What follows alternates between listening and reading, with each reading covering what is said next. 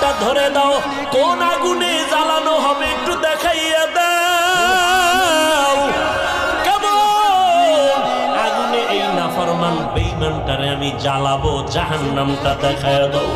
এরে নবীর উম্মতের দল, জাহান্নামটা দেইখা অন্তরের পানি শুকাইয়া পাগল, ওদিকে আজরাইলের চেহারাটার আকৃতি দেইখা পাগলের মতো হয়ে যাবে।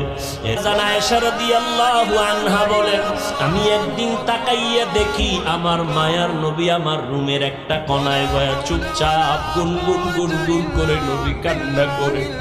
আমি আয়েশা ভয় পেয়ে গেলাম, না জানি কোনো বেয়াদবি আমি করে ফেলেছি নাকি। আমি আয়েশা নবীর পাশে গিয়ে দাঁড়াইয়া বললাম, ও মায়ার নবী, আপনি আমার রুমের মধ্যে বসে কেন কাঁদেন?